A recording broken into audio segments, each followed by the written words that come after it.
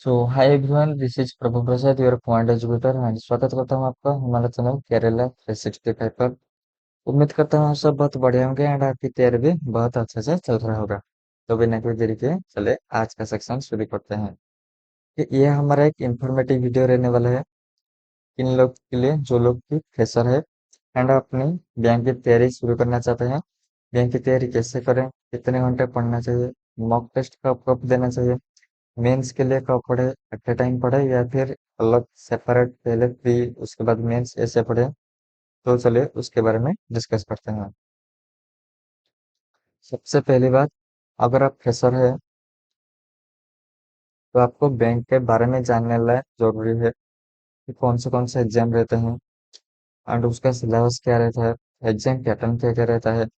अगर एग्जाम की बात किया जाए तो आपके होते हैं,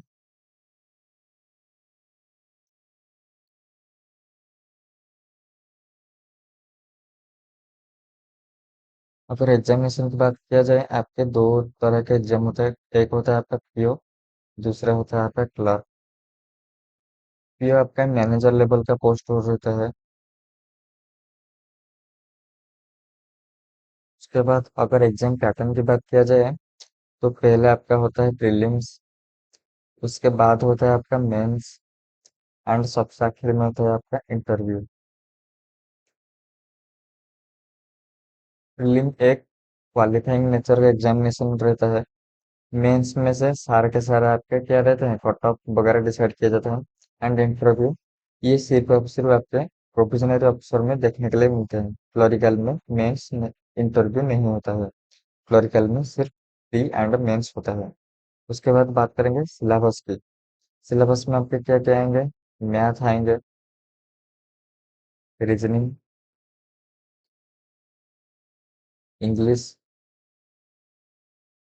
general awareness and computer.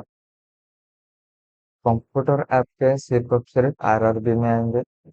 RRB मतलब कि ग्रामीण बैंक एंड आरबीआई में आएंगे। ठीक है। इसमें अगर ज्यादा डिटेल की बात करेंगे तो वीडियो लंबा हो जाएगा, इसलिए मैंने पहले से ही एक वीडियो बना लिया था।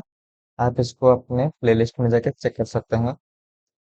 पहले आपको बैंक के बारे में जान लेना चाहिए, थोड़ा सा जान लिया उसके बाद क्या करेंगे, आप सबसे पहले अपना सिलेबस कंप्लीट करेंगे।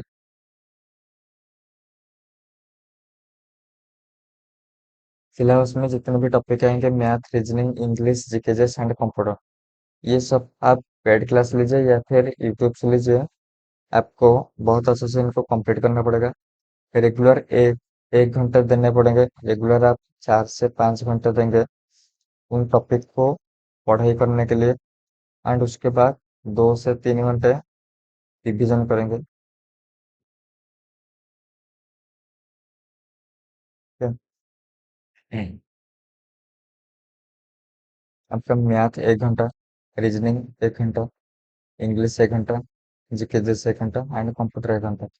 उसके बाद ये आप जितने भी टॉपिक्स पढ़े उसको 2 से 3 घंटे में रिवाइज करेंगे एंड अच्छे से प्रैक्टिस भी कर लेंगे।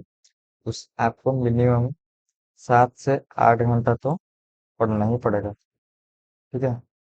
उसके बाद बात करेंगे इसको डिटेल के अगर तरफ बढ़ते हैं तो कुछ बात करते हैं मैथ की। मैथ में क्या क्या रहता है, आपके 3 क्वेश्चन रहता है, data interpretation, arithmetic and speed math. ये तीनों ऐसे ऊपर सीक्वेंस में पढ़ाई किया जाता है। स्पीड मैथ में सबसे पहले आप पढ़ेंगे वैदिक मैथ, जिसमें आप कैलकुलेशन टेक्निक सीखेंगे। उसके बाद आप simplification, approximation, missing number series, wrong number series, quadratic equation, ये सब पढ़ाई करेंगे एंड इसको अच्छे से प्रैक्टिस करेंगे। मतलब कि आज आपने सिंप्लीफिकेशन पढ़ाई किया, रिवाइज में सिंप्लीफिकेशन का रिवाइज करने का कोई मतलब नहीं है। आप उसको क्या करेंगे, प्रैक्टिस करेंगे। प्रैक्टिस करेंगे कैसे क्वेश्चन, 10 से 12 क्वेश्चन सिंप्लीफिकेशन का प्रैक्टिस करेंगे। सॉरी। उसके बाद सिंप्लीफिकेशन हो गया, उसके बाद अप्रोक्सीमेशन उसको भी पढ़ाई गया, उसको भी प्रैक्टिस करेंगे। एंड ऐसे प्रैक्टिस करते करते आप जब जब wrong number series and quadratic की तरफ पढ़ेंगे, तब आप रविवार के दिन, संडे के दिन सब में से थोड़ा थोड़ा प्रैक्टिस कीजिए। Speed math, simplification, approximation, number series, quadratic सबसे थोड़ा थोड़ा प्रैक्टिस कीजिए, वरना ये टॉस में से नहीं रहेगा तो प्रॉब्लम होगा। उसके बाद वैसे ही अरिथमेटिक अरिथमेटिक टॉपिक्स को पढ़ने के लिए 4 से 5 घंटे लगते हैं, या फिर आप डे हिसाब लेते हैं तो 4 से 5 दिन भी लग सकते हैं, क्योंकि आप रेगुलर 1 घंटे देते हैं। सपोज कीजिए आपका अरिथमेटिक स्टार्ट हो गया परसेंटेज से, ठीक है। पहले दिन आपको बेसिक पढ़ाया जाएगा, उसके बाद आपको population based, fruit and Paul, election based ऐसे क्वेश्चन कराए जाएंगे। जब आपका स्टार्ट हो जाएगा टॉपिक, पॉपुलेशन बेस्ड स्टार्ट हो गया, उस दिन थोड़ा सा रिवाइज कर दिए, एंड उसमें से 5 से 10 क्वेश्चन प्रैक्टिस कर लिए। एंड ऐसे प्रैक्टिस करते करते करते आपको जाना पड़ेगा। उसके बाद बात करेंगे रीजनिंग की। ये रीजनिंग में 2 क्वेश्चन होते हैं। एक आता है आपका मिसलेनियस, दूसरा आता है आपका पजल। मिसलेनियस में normal distance, direction, blood relation, coding decoding, inequalities, syllogism, ये सब रहते हैं। एंड पजल में आपके पजल एंड सिटिंग अरेंजमेंट होते हैं। तो स्टार्टिंग होता है आपका पढ़ाई में मिसलेनियस टॉपिक में से। मिसलेनियस टॉपिक आप अगर एक बार पढ़ लेंगे, तो आप ये फील करेंगे कि ये जो टॉपिक्स होते हैं, चाहे आपका स्टैंडर्ड कितना भी बुरा हो, आपका क्वेश्चन बनने लग जाएगा पहले दिन से ही। लेकिन इसको जल्दी करना इम्पोर्टेंट है, इसलिए आप पहले दिन से ही इसको स्पीड में करना प्रैक्टिस करेंगे। एंड पजल वगैरह, एंड यहाँ पर मैथ में देखिए अरिथमेटिक एंड रीजनिंग में पजल, ये दोनों को आप पहले ट्राई कीजिए कि आपके आंसर बन रहे हो। टाइम में बनना इम्पोर्टेंट नहीं है, पहले आप आंसर बनाइए, उसके बाद फिर आप टाइम के साथ प्रैक्टिस करेंगे। फिर बात करेंगे इंग्लिश की। कि इंग्लिश में आता है आपका reading comprehension, vocab and grammar. अगर पढ़ाई की बात किया जाए, आप किसी भी एजुकेटर का प्लेलिस्ट देख सकते हैं, या फिर पेड क्लास देख सकते हैं। उसमें स्टार्टिंग कैसे होगा, ग्रामर के टॉपिक से स्टार्ट हो जाएगा। ग्रामर के टॉपिक जब एंड हो जाएगा, आपको रूट वर्ड वोकेबुलरी पढ़ाया जाएगा।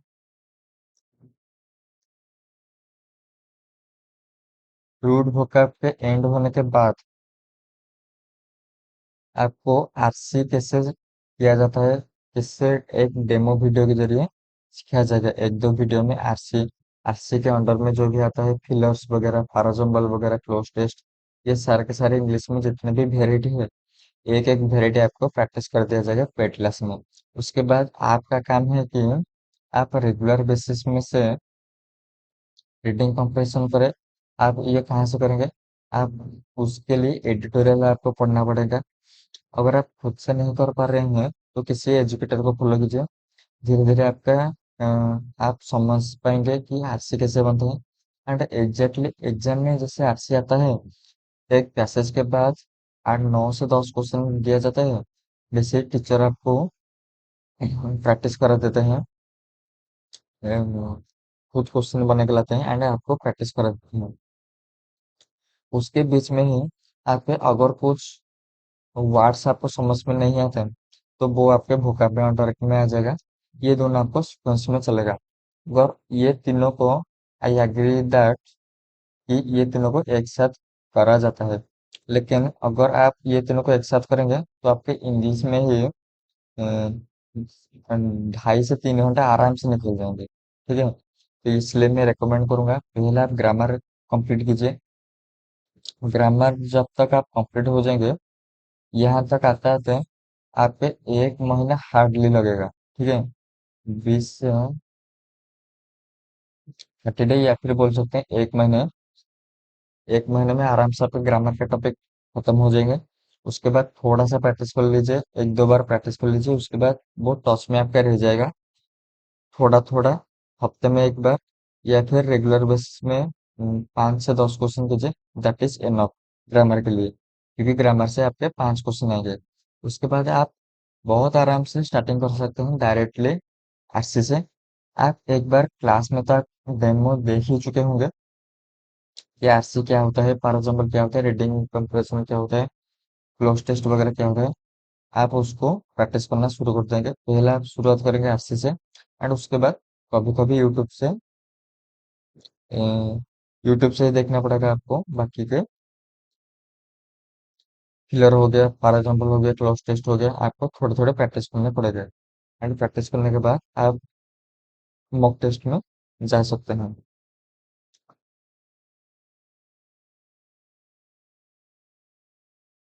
उसके बाद शुरू हो जाएगा आपका बैंकिंग अवेयरनेस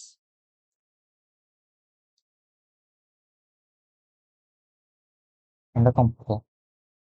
देखिए, इन दोनों को इतना स्ट्रेस देने की रिक्वायरमेंट नहीं है। आप इसको रेगुलर बेसिस में 1 घंटे, इसको 1 घंटे पढ़ रहे होंगे। 1 घंटे मायने नहीं रखता है। आप जिसको भी फॉलो कर रहे होंगे, चाहे वो 30 मिनट का क्लास हुआ, कभी 45 मिनट का क्लास हुआ, कभी 50 मिनट का क्लास हुआ, उसको अच्छे से देखिए। एंड उसके बाद उसी सेम चीज को रिवाइज कीजिए रेगुलर बेसिस पे। ठीक है। एंड ऐसे करते करते 3 महीने आपका बहुत आराम से बैंकिंग अवेयरनेस कंप्यूटर खत्म हो जाएगा। एंड उसके बाद 10 दिन में, ज्यादा नहीं, बस 10 दिन में आपके ये दोनों अच्छे से प्रैक्टिस भी हो जाएंगे। प्रैक्टिस हो जाने के बाद आप क्या कर सकते हैं, इसको स्विच कर सकते हैं हफ्ते में एक बार प्रैक्टिस करने के लिए। ठीक है। एंड इससे ये टाइम टेबल आपका कब तक चलेगा, मैथ, स्टार्टिंग से math, reasoning, English, banking awareness control, ये आपका चलेगा 3 to 4 मंथ। 3 to 4 month. ठीक है। इस 3 to 4 मंथ में आपके क्या क्या कवर हो जाएंगे, मैं बोल रहा हूँ। मैथ में आपके अरिथमेटिक के सारे टॉपिक्स कवर हो चुके होंगे। स्पीड मैथ आपके बन रहे होंगे। अरिथमेटिक के क्वेश्चंस 80 to 90% आपके बन रहे होंगे। टाइम मैटर नहीं करता, आप पहले क्वेश्चन बनाए। एंड रीजनिंग में भी, मिसलेनियस में आपके थोड़े से स्पीड आ चुके होंगे। पजल भी आपके बहुत अच्छे से बन रहे होंगे। इंग्लिश से आपने सबसे पहले क्योंकि ग्रामर खत्म किया था, ग्रामर तो बहुत अच्छा चल रहा होगा। एंड आरसी एंड बुकअप ये आपको रेगुलर बेसिस में प्रैक्टिस कर रहे होंगे। इसमें कोई भी दिक्कत नहीं आएगा। And banking awareness and computer, ये दोनों भी आपको सिलेबस खत्म होके रिवाइज कर रहे होंगे। तो अभी आप उसके बाद क्या करेंगे, आप 1 से 2 महीने एक्स्ट्रा लीजिए। एंड इस 1 से 2 महीने में क्या करेंगे, आप एसबीआई पीओ प्री, इसमें से सबसे टॉपेस्ट शिफ्ट में जैसे भी क्वेश्चन आते हैं, आपके अरिथमेटिक हो, पजल हो, आरसी हो, ये सब आप सॉल्व करना सीख जाइए, क्योंकि प्रीलिम के आपके 100% क्वेश्चन सॉल्व होना मैंडेटरी है। ठीक है। जब आप ये सीख जाएंगे आराम से 1 2 महीने में, 6 महीने में आपके सारे के सारे चीजें कवर हो जाएंगे। इस 6 महीने के बाद आपको क्या रिक्वायरमेंट पड़ेगा, स्पीड की। स्पीड के लिए आप डायरेक्टली स्विच कर सकते हैं मॉक टेस्ट। आप फुल लेंथ मॉक भी बहुत आराम से दे पाएंगे। एंड याद रखिएगा, जब आप मॉक टेस्ट शुरुआत करते हैं, उसके बाद आपके डाउट नहीं रहने चाहिए कि हाँ ये थोड़ा डाउट रह गया, मैं फिर से चलिए क्लास देख लेता हूँ। ऐसा नहीं रहना चाहिए। मॉक टेस्ट से पहले आप 1 2 महीने गैप ले या फिर 3 4 महीने ले, लेकिन अच्छे से पढ़ाई कीजिए, ताकि आपके सारे के सारे क्वेश्चन बन रहे होंगे SBI PO prelim toppest set तक, क्योंकि ये सबसे हार्डेस्ट एग्जाम रहता है। उसके बाद साइमल्टेनियसली मॉक के साथ आप चूज करेंगे मेंस। देखिए, बैंकिंग एग्जामिनेशन में मेंस में लेवल ऑफ डिफिकल्टी 3 से 4 गुना नहीं, बहुत ज्यादा और भी बढ़ जाता है। क्लोरिकल में 3 to 4 टाइम्स एंड मेंस में 8 to 10 टाइम्स तक बढ़ जाता है लेवल ऑफ डिफिकल्टी। तो इसलिए अगर आप स्टार्टिंग से मेंस के लिए पढ़ना स्टार्ट कर देंगे, तो आपको कुछ भी समझ में नहीं आएगा। एंड आप उसका इम्प्लीमेंटेशन भी नहीं कर पाएंगे। तो इसलिए सबसे बेटर है, आप पहले प्रीलिम के लिए अच्छे से प्रैक्टिस कीजिए। क्योंकि आप इस 6 मंथ्स तक आप अच्छे से प्रैक्टिस कर चुके होंगे, तो तब आप मेंस खुद से बनाने की कोशिश कीजिए। एंड तब आप जब टीचर पढ़ाएंगे उसको देखोगे, तब आपको बहुत अच्छे से क्लैरिटी से समझ में आएगा। एंड तब आपका टाइम वेस्ट नहीं होगा। लेकिन अगर आप इस प्रोसेस में नहीं चलेंगे, अगर आप जल्दबाजी करेंगे कि मैं 4 महीने में सिलेबस खत्म कर दूंगा, उसके बाद 2 महीने थोड़ा सा प्रैक्टिस करूंगा, मेंस भी कवर हो जाएगा, उसके बाद मॉक टेस्ट दूंगा, तो तब आपका डाउट रहने लगेगा। मेंस के क्वेश्चन बन रहे, मेंस के तो छोड़ो, प्री के भी क्वेश्चन एक एक नहीं बन रहे होंगे, तो तब कब आपका 4 से 5 साल निकल जाएगा हाथ से, आपको पता ही नहीं चलेगा। तो थोड़ा सा डिले हो, लेकिन 6 से 8 महीने लीजिए, आराम से अपना सिलेबस वगैरह कवर कीजिए, प्रैक्टिस कीजिए, मेंस पढ़िए। मेंस आपका 2 3 3 महीने लेंगे, तो हार्डली आपके 8 से 10 महीने इसके अंदर आपके पहले तो स्पीड आ रहे होंगे, प्रीलिम्स के क्वेश्चन बहुत आराम से विद स्पीड के साथ सॉल्व कर रहे होंगे, एंड मेंस के क्वेश्चन आपके सॉल्व हो रहे होंगे।